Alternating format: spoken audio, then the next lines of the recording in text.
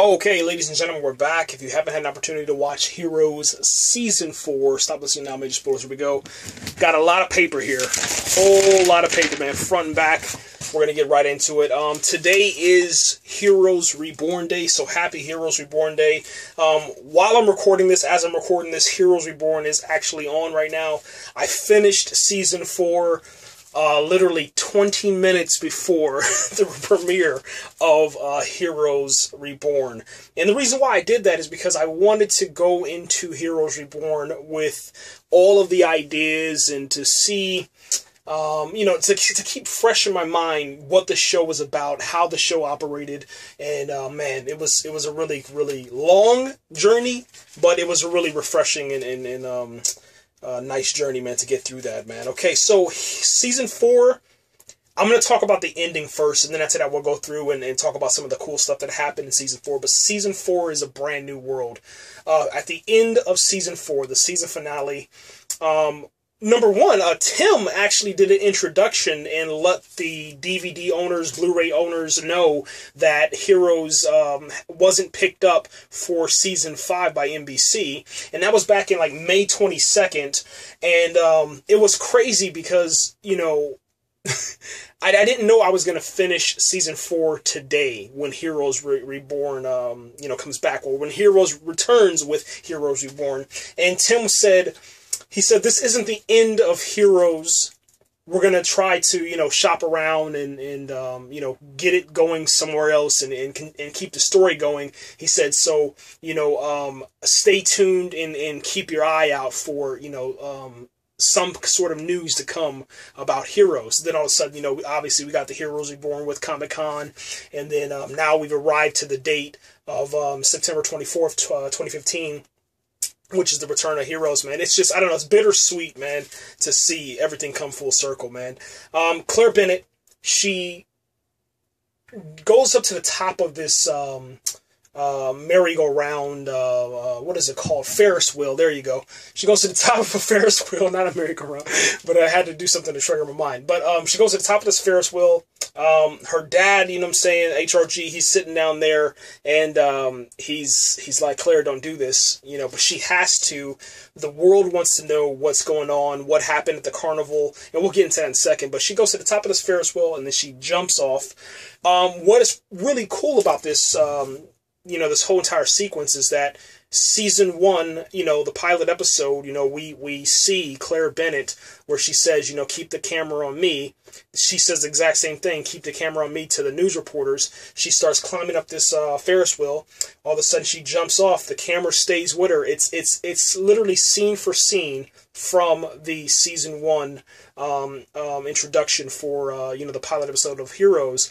And then she, she gets up off the ground, she pops her shoulder back into place, and she says, my name is Claire Bennet, this is attempt number, I forgot or whatever. And then, she's like, this is me, and now the world knows that Heroes exist. But now, going forward to Heroes Reborn, the world hasn't seen Heroes for so long, so where have they been? What's going on with that? And it's going to be fascinating as hell, man. Season 4 is one of my favorite seasons. If I had to rate them, I'd go Season 1, Season 3, Season 4, Season 2. And the reason why I do that is because the stories are really rich and so deep. And Season 4, they tie back in all the way back to Season 1. I don't know how they're doing this. I think it's just the magic of cinema.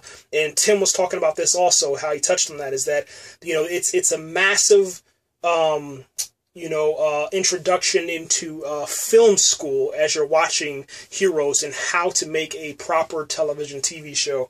Heroes is fascinating, man. I don't know why it got canceled, probably because of the numbers, and I can see where. I would say after Season 2, that's where I would have lost interest, and that's when the series would have, it would have been canceled for me. I would have probably started, back then I don't think we even had, did we have DVR technology back then?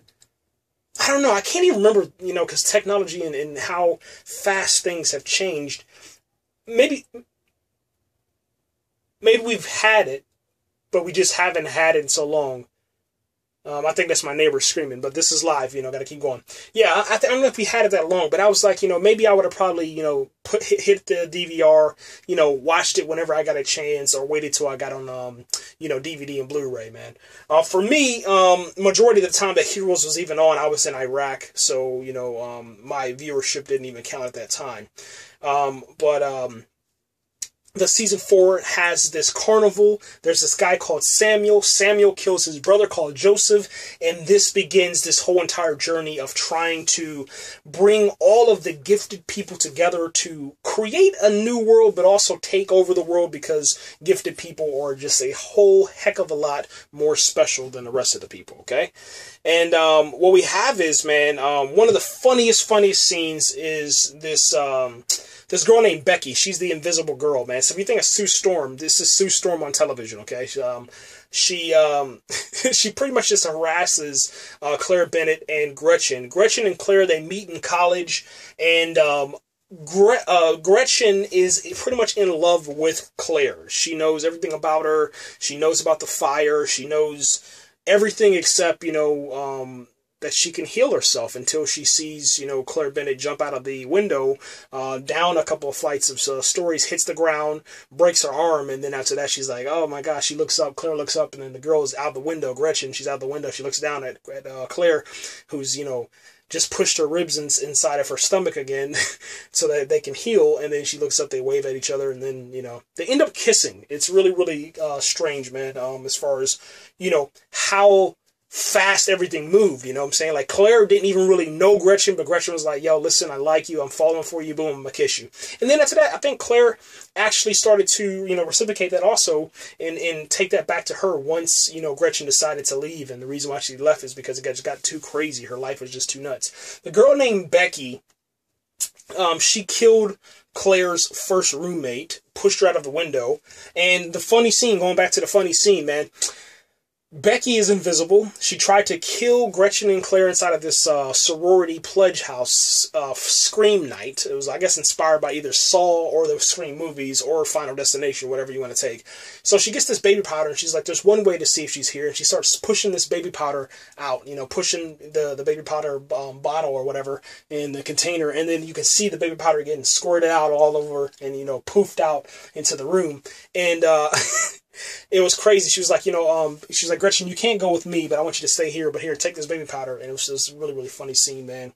The carnival has all of the freaks, you know, all your freaks of nature, but the freaks of nature have special powers, and I like how they've done that. If you remember the guy from Arrow, and I really rarely talk about Arrow, but there's a guy from Arrow. There was a guy also from another television show, that was pretty decent.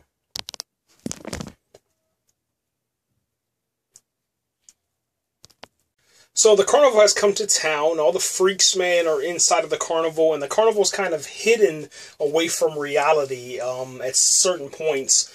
And what I mean by that is that the only time that the carnival is revealed to people via Samuel. Samuel reveals the carnival to people to, you know, get money, to, you know, to how do you want to say, communicate with people as far as ordinary people, and to obviously get money also, but it contains all of the freaks, man, and all the freaks have special powers. Samuel's whole entire goal is to get all of the heroes gathered together, and then, you know, obviously, like I said in the beginning, take over, you know, the planet pretty much, man.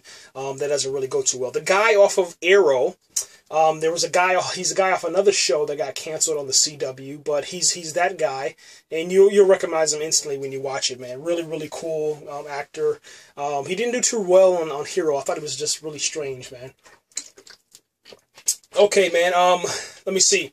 Becky, she gets her powers from a run-in with HRG, and then Becky, you know, goes and she joins Samuel's calls.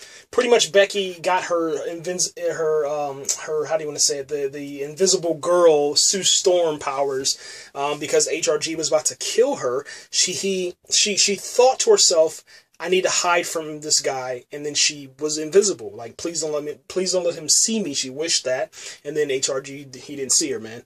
HRG has a girlfriend inside of this one, man. Okay, and it's really strange because in season 3, like one of the, like, I don't know, let me see, a couple of episodes from the last from the season finale, Claire's mother, who I keep on forgetting her name, man, but she has Mr. Muggles, and I think I wrote that down too here. Let me see, so I can make sure I get her name.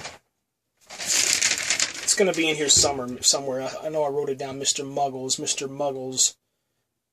Yeah, well, yeah, I don't know, but well, I don't know her name because I didn't write it down, but yeah, Mr. Muggles returns inside this episode, but she said in season 3 that she was going to leave HRG, she leaves HRG, and then, now we understand that, the room 108 was this, room where, you know, HRG would have had an affair with Mrs. Gilmore, which was his partner, and everything originated kind of like back in Odessa, Texas, man, which is fascinating as hell, man, because I don't know how they did this, man.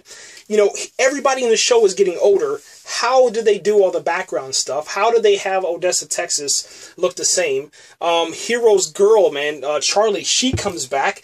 How did they do this? I don't know, man. But anyway, Hiro finally saves you know, the waitress, man, Charlie, from Odessa, that works in Odessa, Texas. He finally saves her.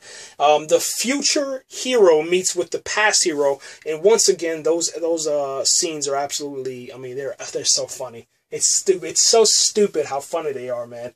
And I hope they have a lot of those inside of Heroes Reborn, man. The future Hiro, he fakes out the past Hiro in order to save his love, which is Charlie, man. So season 4 takes you back to season 1. All of the dead people that are gone are back as special guest stars. That means Hiro's father, Hiro's mother, Charlie. Let me see, some of the Petrellis, and I'll get to that in a second, what I mean by that. Hiro makes a deal with the devil, Sylar, because Sylar is now back, and this is kind of skipping all around the episode, but you'll see why. It makes everything kind of sense in the end. Sylar, Sylar, it's a trip, because I thought Sylar was gone forever, but let me kind of, I'll start into that. That's a good segue. Sylar is Sylar, but Sylar is Nathan. Nathan is Sylar. Nathan is dead. Sylar tried to kill Nathan. Nathan got murdered, and then the body was turned into, the body of Sylar was turned into Nathan. If you take that and think about that for a second, it's crazy, man, but that's what happened, man. Let me see. Oh my gosh, man. The scenes with the Haitian. The Haitian in season 3, I think he had like maybe 2 or 3 times he was in the season. Season 1 and 2, he's more present, but season 4, he comes in there, I think, twice, and that's probably pushing it. I think let's say one time, but that's really pushing it for twice, man. But he comes inside of the series, and it's some of the most emotional scenes that you've ever witnessed, man. I don't know how he does it. I don't know how they film this stuff, man, but it's fascinating, man. I love what they do with the Haitian, man. I want to see more of him inside of Heroes Reborn. So House of Lies star Monica is actually inside of this Heroes season 4, and she has this tattoo future prediction in her skin, man. So pretty much Samuel, he puts this ink inside of her skin. This ink travels around her body, goes to her back, and it reveals the face of whoever Samuel needs to look for, man. The Haitian is the one that gave Peter Petrelli the location to Nathan's body, okay?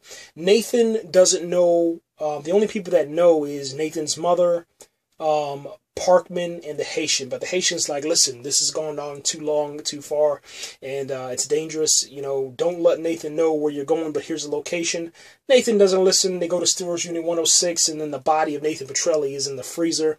Craziest thing ever, man. I couldn't believe that, man. When I got to the episode where, you know, Nathan has to die, man, I cried like crazy again, man. And I remember this scene, man, because it was hard to watch, man. It was one of the hardest scenes of the series, man. But, you know, what ends up happening, man, is that once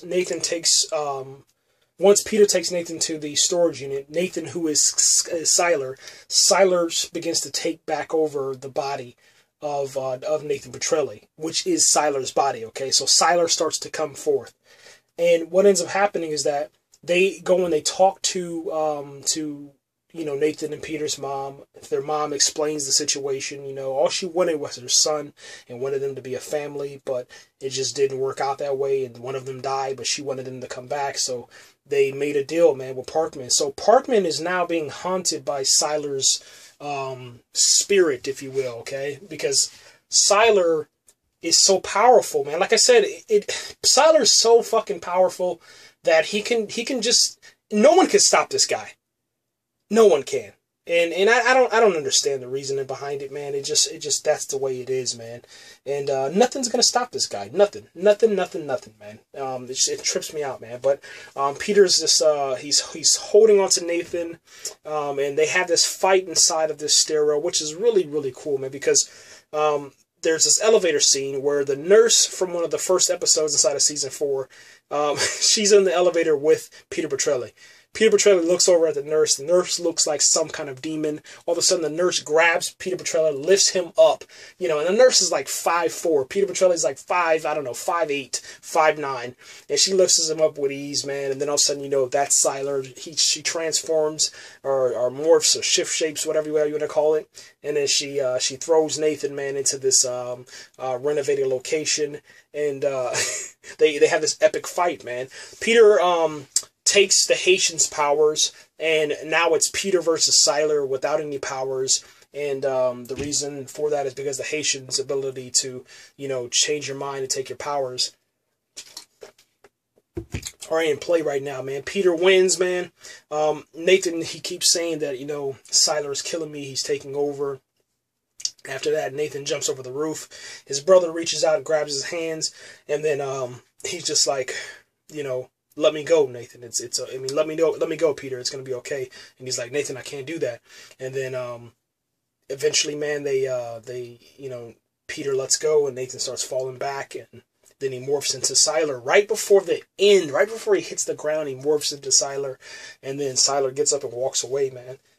Sylar was kind of strange in this one, man. Is because he's more human this time around, man. It's really, really crazy, man. I don't know why they did it that way, but that's what they chose, man.